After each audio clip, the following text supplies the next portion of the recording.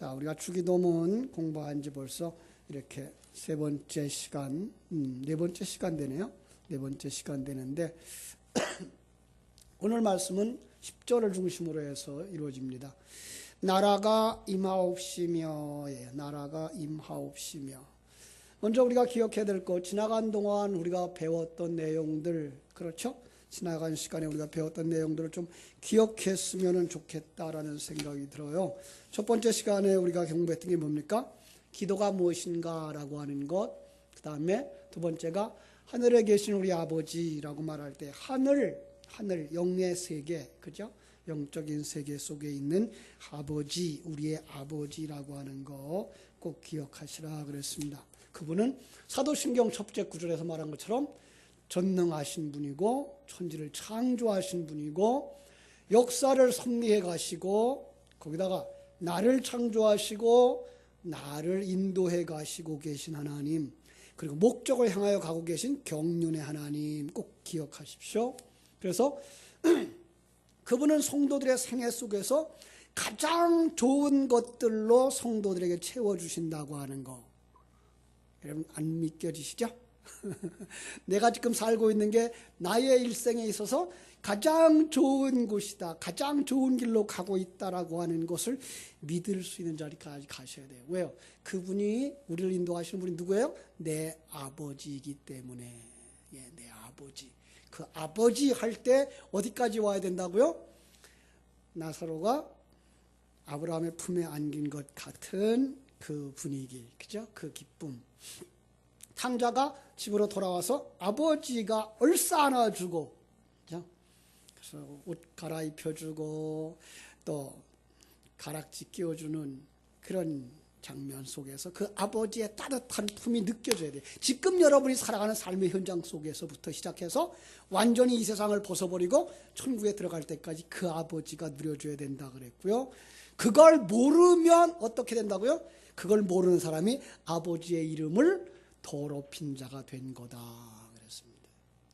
하나님의 영광을 위하여 살아가야 될 존재가 하나님의 영광을 위하여 살지 못하고 자기를 위하여 살아갈 때 바로 그것이 바벨론의 포로된 모습이고 애굽에 들어가 430년 묵는 모습이고 탕자가 돼지우리간에서 살아가는 모습과 같은 것이니까 이제 거기서부터 어떻게 돼요? 아버지를 알았으면 아버지의 영광을 위하여 가야 되는 거죠. 그죠? 그것이 바로 아버지는 참으로 좋으신 분이었어, 참으로 아버지의 뜻은 이것이었어를 알고 그 입술로 고백하는 자 되어줘야 한다 그러는 것입니다. 자, 세 번째로 오늘 기억할 건 뭐예요? 나라가 임하옵시며. 원어 성경에 보면 그 앞에 요거가 있어요. 당신의, 그죠? 당신의 나라가 임하옵시며예요. 그리고 이 당신의 나라가 임하는 것이 능동태로 되어져 있어요. 그러니까 우리가 원해서 오는 그런 피동형이 아니고 하나님의 나라가 그냥 먼저 내려오고 계신 거예요.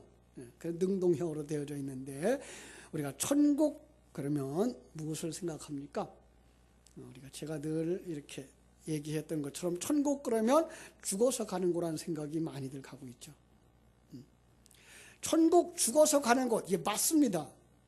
그러나 죽어야만 경험할 수 있는 나라지만 죽음이라는 의미를 바르게 알면 지금도 현실에서도 누릴 수 있는 나라가 천국이라는 거, 그죠? 왜냐하면 하나님의 나라는 내세적이고 현세적이기 때문이라는 거 꼭 기억하시기 바랍니다.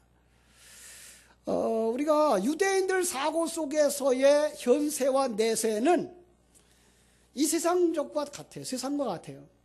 세상 사람들, 물론 세상 사람들은 본래 윤회설을 믿어서 현실과 내세를 연결시키지 않습니다만은 유대인들의 사고 속에서는 일직선으로 되어 있는 그 선 속에서 어디까지 내 생애가 지나가면 여기가 현실, 내가 여기서 죽고 나서 죽은 다음에 시작되는 세계, 이것이 바로 내세, 이런 것을 가지고 있어요.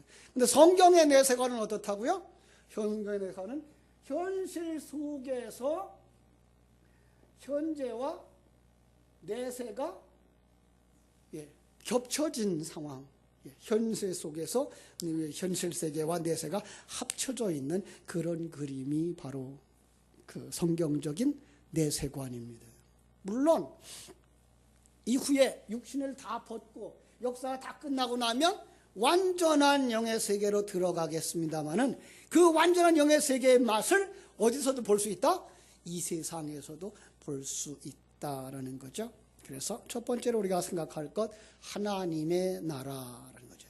주기도문에서는 하나님에 관한 내용이 몇 가지 있어요. 하나님의 이름, 하나님의 존재, 하나님의 나라, 하나님의 뜻, 이런 것이죠. 이런 것들이 모두가 다 하나님의 것을 구하는 거예요. 그죠? 그래서 하나님의 나라가 임하옵시며 라고 읽을 때 유대인들의 하나님의 나라는 우리 한국 사람들의 개념과 달라요. 한국 사람들의 그 천국에 대한 개념, 하나님 나라의 개념은 어디서부터 영향을 받았다고요? 불교의 영향을 받았고 도교나 무속신앙의 영향을 받아가지고 이 극락이라고 하는 세계의 생각을 그냥 가지고 있고요. 저승이라고 하거나 황천이라고 하는 개념을 그냥 가지고 있어요. 그리고 성경이 가지고 있는 그러한 천국의 개념이 아니라 불교적 개념을 그냥 그대로 가지고 있기 때문에 좋은 곳, 낙원, 그 다음에 거기는 계급이 있는 세계, 이렇게 생각을 해요. 그래서 천국에 가도 계급이 있다고 생각해요. 그럼 천국에 가서도 계급이 있으면 그것이 천국이겠습니까? 그런데 많은 사람들의 생각 속에, 아니 성도들의 생각 속에도 천국에 가면 저 뒤에 앉은 사람들 자리가 따로 있고 빨리 이 다음에는 앞으로 오세요. 앞으로 와서 앉은 사람들의 자리가 따로 있고 강대상에 올라가 있는 사람의 자리가 따로 있다고 생각을 해요. 아니 전혀 아닙니다. 그건 이 땅에서 하나님이 나에게 여자의 역할을 맡겨주고 남자의 역할을 맡겨주었던 것처럼 그냥 목사의 직책을 맡겨주고 성도의 직분을 맡겨주고 장로의 직분을 맡겨주고 평신도의 직분을 맡겨주었던 것이지, 그걸로 가서 천국에 가서 직분에 의하여서 어떤 등급이 되어지지 않는다는 사실을 먼저 기억해야 됩니다. 마태복음에서는 천국에 대한 개념을 하나님 나라라는 말로 쓰지 않고 천국이란 말을 썼어요. 물론 그건 유대인들의 사고 속에서 쓰여진 책이기 때문에 그래요. 왜냐하면 그들은 하나님이라는 이름을 함부로 부르면 안 된다고 생각을 했어요. 여호와라고 하는 이름을 쓰려면 목욕제개를 하고 새 붓을 가져다가 새로 목을 갈아서 글씨 여호와를 쓰고는 그걸 다 씻어버렸어요. 붓은 꺾어버렸어요. 그래서 다 씻었어요. 왜? 그 글로다가 그 붓으로다가 다시 글을 쓴다는 것도 불경한 것이고, 다른 글을 쓰다가 그걸로 여호와라는 말을 쓰는 것도 불경하다는 생각이 들어가지고 그들은 전혀 그 성경 속에다가 여호와나 하나님이라는 개념을 쓰면 안 된다고 생각을 했어요. 그러니까 마태복음은 그러한 유대인들에게 쓰는 편지이기 때문에 그들 속에 하나님이라는 말을 쓸 수가 없었어요. 그래서 그냥 그걸 바꿔서 천국이라고 쓴 거예요. 이걸 또 오해한 사람들은 하나님 나라가 있는데 그 안에 천국이 있는데 어떤 천국인가 하면 이런 천국이에요. 그래가지고 1000년 동안 사는 나라 이렇게 해서 거기다가 천국의 개념을 가지고 있어요. 아니요, 이건 아니에요. 그냥 하늘나라에 대한 하나님의 개념을 바꿔 써서 그렇다는 거 아시기를 바랍니다. 이 천국의 개념, 성경이 말하고 있는 천국의 개념은 지역적인 개념이 아닙니다. 그래서 누가복음 17장 20절 21절에서 보면은 유대인들에게 있어서의 하나님 나라에는 어느 때 임합니까? 라고 묻는 바리새인들, 그들에게 뭐라고 말하는가 하면 하나님 나라는 볼 수 있게 임하는 것이 아니다. 여기 있다 저기 있다 할 수 없으니 하나님 나라는 너희 가운데 있느니라. 많은 사람들이 거기서 너희 안에 그래가지고 그 말을 그냥 갖다가 뭐라 그래요? 사람 우리 안에 그래. 그런데 그 말 잘 보면 누가복음에 있는 이야기는 누가 물어봤다고요? 바리새인들이 물어봤다고요. 나중에 한번 보세요. 누가복음 17장 20절에 보면 바리새인들이 와서 물어봤어요. 그럼 바리새인들에게 너희 안에 그러면 바리새인들 안에 천국이 이루어졌다고요? 아니잖아요. 그래, 이거는 뭐예요? 너희 가운데. 너희 가운데 누가 있어요? 예수 그리스도가 있죠. 예수 그리스도가 바로 천국이다. 하나님 나라의 영적 세계이며 하나님의 통치받는 나라라고 말하고 있는 것입니다. 예, 하나님의 나라는 언제 세워졌을까요? 언제 세워질까요? 제가 우리 포리교에 오면서 제일 먼저 강조했던 게가 그거죠. 하나님의 나라는 언제 이루어져요? 하나님의 나라는 창세 전에 완성됐다라고 했어요. 창세 전, 이걸 이제 시간과 공간의 역사를 보면 이 창세 전이라고 하는 세계는 바로 이런 백보드 전체 칠판의 개념이 하나님의 나라고, 역사 속에서 여기 창세기의 시작, 역사의 끝 이렇게 말하는데, 이 역사 밖의 세계가 모두가 다 하나님에 속한 영적 세계고, 여기에서 시간과 공간이 없는 세계 속에서 하나님이 계획을 세웠어요. 무슨 계획? 천국을 세울 계획. 그런데 그 천국은 언제 이루어져요? 말씀하면, 예, 생각하면, 계획하면 곧바로 성취되는 거죠. 예. 그래서 우리가 하늘에서 이룬 것 같이 땅에서도 이루어지다라는 고백을 할 때에, 하늘에서 이룬 것 같이라는 말은 무슨 말이에요? 이미 완성되어져 있는 천국처럼 이란 뜻이에요. 천국에서 이미 완성되었어요. 그럼 그 속에 있는 하나님의 백성들 완성됐을까요? 안 완성됐을까요? 완성되어진 개념이에요. 예. 물론 이 시간과 공간 속에서는 지금 역사가 진행되고 있습니다만은, 우리들은 이 세계를 넘어서 영적 세계를 바라보면 바로 그 속에서 성취되어져 있는 자기들의 모습을 볼 수가 있어요. 이걸 누가 봤죠? 모세가 봤고, 바울이 봤고, 예, 하나님의 선지자들이 다 봤어요. 그리고 사도 요한이 반모섬에서 보았던 것도 바로 자기의 완성된 하나님 나라, 그 하나님 나라의 자기의 모습이었어요. 이걸 본 사람들은 이 세상에서 정말 너무 이 세상 일 때문에 낙심하지도 아니하고, 너무 이 세상 일 때문에 기뻐하지도 아니하고, 자기와 함께 만들어져가는, 하나님과 함께 만들어져가는 자기의 환경 속에서 하나님을 찬송하고 감격할 수 있는 삶을 살게 되는 거죠. 그래서 천국은 신비해요. 이 세상 육에 속한 사람들의 눈에 있어서 천국은 신비해요.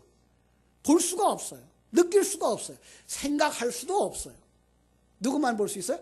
거듭난 자들만, 예, 진리의 말씀에 의해서 하나님의 뜻이 무엇인지 아는 사람들만 천국에 대한 개념을 가지고 살아갈 수 있어요. 예. 그런데 예수님이 이 땅에 오셔서 예수님의 설교한 처음도 뭐예요? 천국에 관한 것. 마지막도 천국에 관한 것.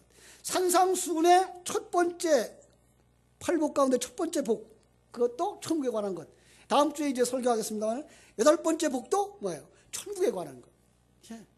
전체가 다 천국이에요. 아니, 예수님보다 6달 먼저 오셨던 세례 요한, 그의 외치는 목소리도 역시 회개하라, 천국이 가까웠느니라.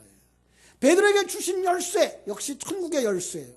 씨 뿌리는 비유, 겨자씨 비유, 모두 다 뭘 하기 위해서요? 천국 하나님의 나라에 관한 걸 설명하기 위해서죠. 그렇습니다. 여러분, 하나님의 나라, 그 왜 그렇게 하나님의 세계를 하나님의 나라라는 말로 썼을까요? 거기에는 반드시 이 땅에서 우리가 계산해야 될 것들이 있기 때문에 그래요. 어떤 계산이요? 한 나라가 형성되려면 나라 속에 무엇이 있어야 됩니까? 나라 속에 백성이 있어야 되고, 영토가 있어야 되고, 주권이 있어야 되기 때문에 바로 그 나라에도 바로 이와 같은 영토의 개념, 그리고 백성의 개념, 그리고 주권의 개념이 있는 걸 우리에게 알게 하기 위해서 거기를 하나님의 나라라고 말씀하고 있는 거예요. 거기를 또 다른 이름으로 말하면 거기는 뭐예요? 성전이기도 해요. 예. 성전 자체가 하나님의 나라예요. 그렇습니다. 그 속에도 뭐가 있어요? 장소가 있고, 거기에도 백성이 있고, 거기에도 왕이 있어요. 예. 그것이 성전의 개념이에요. 그걸 또 다른 그 이름으로 우리에게 보여주는 것이기도 합니다. 자, 그러면은 하나님의 나라에 있어서 그 나라는 공간만 의미하지는 않아요. 공간이면서 무공간이고, 시간이면서 무시간의 세계예요. 왜냐하면 지금 이 속에, 지상의 세계 속에 들어와 계시기 때문에 그래요. 그렇습니다. 그래서 이 시간 속에서는, 역사 속에서는 뭐예요? 공간을 가지셔요. 그리고 이 역사 속에서는 시간을 가지셔요. 그러나 이 땅을 벗어나는 순간 이 영원한 세계 속에서는 공간의 개념도 없어지고, 시간의 개념도 없어지고, 성장의 개념도 없어지고, 다 완성된 모습으로 영원히 살게 되는 이러한 나라가 하나님의 나라인 것을 알 수가 있습니다. 그래서 과거와 현재와 미래라는 시간 속에 하나님의 통치가 이루어지는 공간, 거기가 바로 하나님 나라라고 할 수가 있는 것입니다. 그렇죠? 그 속에 백성은 누구겠어요? 바로 성도들이죠. 백성들은 어떤 사람들이에요? 하나님께서 뚫고 들어가 그를 거듭나게 하셨고, 거기서 그가 옛사람을 다 벗겨버리고 완성되어진 새 사람들로만 이루어진 곳.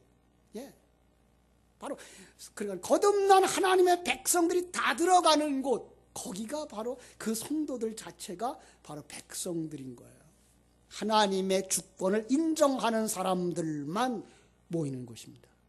그래서 거기에는 주권이 있어요. 누구만? 하나님의 주권. 그죠?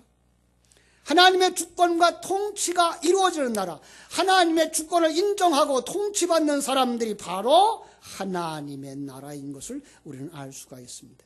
그렇습니다. 옛날 이런 재미난 일화가 있어요. 독일이 되어지기 이전에 이런 나라가 있었어요. 프러시아라고 하는 왕국에 왕이 있었습니다. 이 프레드릭이라고 하는 왕인데, 왕이 산책을 하다가 사람들을 만납니다. 사람들이 왕 앞에 어떻게 했겠어요? 다 엎드려 절하죠. 그런데 노인 한 사람이 절을 하지 않습니다. 화가 잔뜩 나서 물어봅니다. 당신 누구요? 뭐라고 그랬겠습니까? 나는 왕이요. 누가? 노인네가. 그럼 이 왕이 어떤 생각했겠어요? 정신 나갔구만 그랬겠죠. 그런데 이 노인은 무슨 생각을 했는가 하면, 내가 내 인생에 있어서 왕이다라는 생각을 가지고 있는, 완전히 죄인들의 모습을 여기서 상징하고 있는 거죠. 오늘 이 세상에 살고 있는 모든 사람은 자기가 왕이라고 생각하고 살아갑니다. 이게 심판의 원인이거든요. 이게 요한복음 창세기 6장에 나오는 노아 홍수의 시작이고요. 요한계시록 3장에서 라오디게아 교인 앞에서 두드리고 계신 예수님 앞에 그들은 모두가 다 자기가 왕이라고 왕의 자리에 앉아있기 때문에 그들 속에 들어오신 예수님이 호통치는 거죠. 문을 두드리는 거죠. 내려와! 내가 왕이야. 왕의 자리를 내놔. 많은 사람들이 그걸 이해하지 못해서 요한계시록 3장 20절을 가지고 예수님이 문 밖에서 초라한 모습으로 두드리고 있는 그림을 그려놔서, 그렇습니다만 사실은 그 그림은 그렇게 하나님이 초라한 모습으로 동냥하고 있는 그림이어서는 안 되는 거죠. 요한계시록 3장 20절에서는 하나님이 하나님의 백성들 앞에 들어가 뭐예요? 내 자리 내놔. 너 내려와. 이 그림이에요. 그렇습니다. 왜요? 하나님 당신만 하나님인데 누가 왕의 자리에 올라가 있어요? 우리가 왕의 자리에 올라가 있기 때문에 그렇습니다. 이게 죄인들입니다.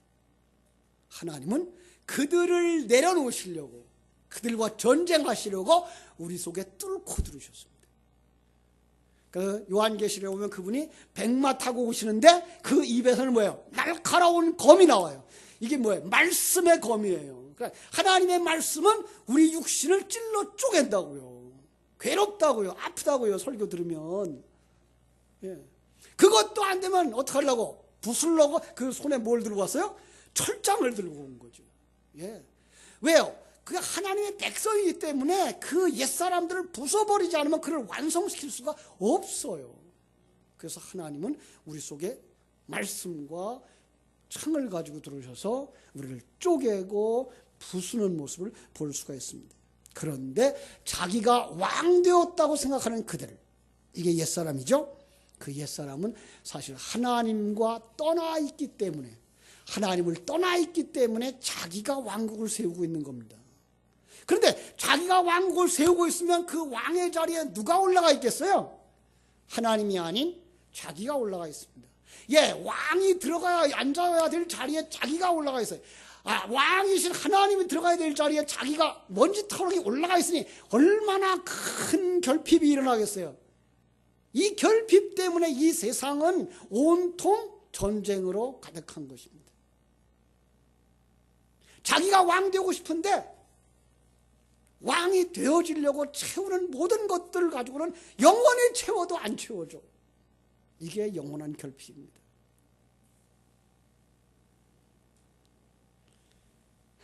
많은 사람이 그걸 명예로 채워보려고 하고 권세로 채워보려고 하고 먹는 것으로 채워보려고 합니다. 그런데 로마서 4장 17절에서 하나님은 이렇게 말씀하십니다.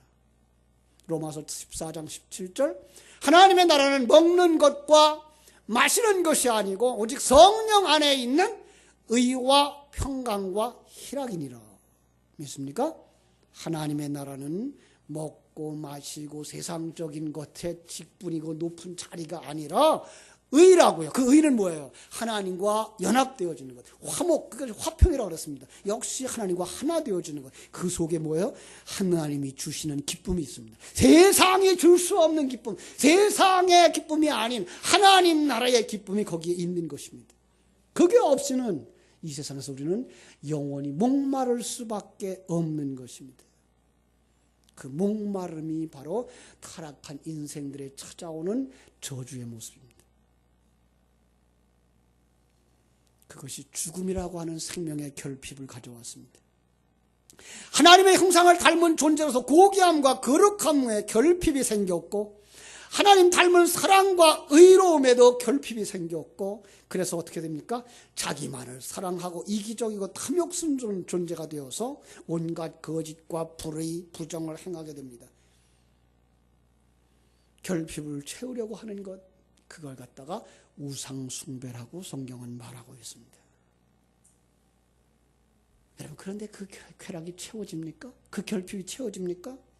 갈증은 더 생기고 사람은 더 허탈해지고 더러움에 빠지고 맙니다. 결코 하나님 이외의 다른 곳으로 채워지지 않는데도 불구하고 인간들은 어리석게도 하나님께로 돌아가려지 하지 않고 더 자기를 위한 길로 달려가고 마는 것. 이것이 현재 인간의 실존이고 본질적인 문제입니다. 그들은 돌아올 줄 모르게 되어 있습니다. 그걸 갖다가 칼빈의 5대 강요, 우리 장로교회 신학에서는 첫 번째로 전적 타락이라는 말을 쓰고 있는데, 성경 속엔 전적 타락의 어떤 형태들을 그려줍니까? 에스골 골짜기에 마른 뼈들과 같은 겁니다. 지금 멀쩡하게 살아서 움직이는데 불구하고 하나님의 눈에는 저것이 뭐라고요? 마른 뼈들이라고. 하나님의 빛에 대하여서 전혀 알지 못하는 흑암 속에 사는 자, 소경이라고 그려놓고 있습니다. 하나님의 생명이 없는 죽은 자라고 그려놓고 있습니다. 누가복음 15장에서는 그걸 갖다가 길 잃고 자기 마음대로 가버리는 길 잃은 양이라고 그려놓고, 그들은 그 자기 스스로 돌아올 수 없다는 걸 얘기하려고 누가복음 15장에서 회개를 설명하면서 어떤 부인이 10개의 드라마가 있었는데 한 개를 잃어버리면 찾을 때까지 찾지 않겠느냐라고 말합니다. 그리고 말해 놓습니다. 이게 바로 회개란다. 여러분, 동전이 돌아올 수 있습니까? 아닙니다. 주인이 돌아오게 하는 것입니다. 우린 죽은 자입니다. 타락한 자입니다. 소경입니다. 그런데 거기에 빛으로 뚫고 오시고 생기로 뚫고 오시고 생명으로 뚫고 오셔서 우리를 살려주시는 것입니다. 그렇습니다. 탕자의 이야기는 하나님 떠난 인간의 실존을 보여주는 것이고, 그 인간은 무엇으로도 그 결핍을 채울 수 없다고 하는 것을 가르쳐줍니다. 인간은 뿌리가 뽑힌 나무와 같이 점점 죽어가고 있는 것입니다. 그런데 하나님의 나라가 임하시오며라고 말했습니다. 하나님 나라가 임하게 하옵소서. 아니요, 임하여 옵니다. 그런데 하나님의 나라가 뚫고 들어오려면 우리 속에서 해결되어져야 할 문제가 있습니다. 그것이 죄입니다. 예. 이 죄의 문제를 해결하지 못하면 하나님의 나라가 우리를 뚫고 들어오는 게 아니라 우리를 태워버립니다. 예. 우리를 멸망시켜버립니다. 이게 장차 죄인들에게 일어날 일입니다. 그런데 하나님은 우리를 구원하시려고 자기 백성을 예수 그리스도 안에 다 넣고 예수 그리스도의 십자가에 못 박는 사건을 벌이십니다. 에베소 1장에서 우리가 살펴본 것처럼 그것은 언제 일어났습니까? 창세 전에 일어났습니다. 우리가 아는 한 역사적으로 2000년 전에 일어났다고 생각하지만 성경은 그걸 창세 전이라고 탁 띄워놓고 역사 속에 있는 모든 사람들이 다 예수 그리스도와 함께 죽은 것이며 예수 그리스도와 함께 살아난 자라고 그림을 그려주고, 그런 사람들에게만 성령이 들어와도 망하지 아니하고 성령이 들어와서 그들을 완성시켜 간다고 그림 그려주고 있습니다. 예? 그래서 이 죄의 문제가 예수 그리스도로 말미암아 해결되어진 자들 속에만 누가 오는가 하면 성령이 오십니다. 그러면 그들은 성령이 오신 다음에 가장 먼저 일어나는 것이 뭔가 하면 방향의 전환, 그걸 갖다 회개라는 말을 하는 겁니다. 자기가 주인이었고 자기 주장이 옳다고 생각했던 것으로부터 하나님이 옳은 분이고 하나님이 원하는 방향으로 가는 것이 옳다고 생각해서 방향 전환을 하고 가는 것입니다. 그래서 예수님이 하늘나라를 선포하면서 동시에 외쳤던 것이 뭡니까? 회개입니다. 마가복음 1장 15절에 보면 때가 찼고 하나님의 나라가 가까이 왔으니 회개하고 복음을 믿으라. 하나님의 나라는 메시아를 통해서 이루어집니다. 예수 그리스도를 통해서 이루어집니다. 그래서 이 땅에 예수 그리스도가 오셔서 하시는 많은 일들이 있습니다. 특별히 그는 마른 뼈, 소경, 안진뱅이, 자기만을 위한 자들을 어떻게 합니까?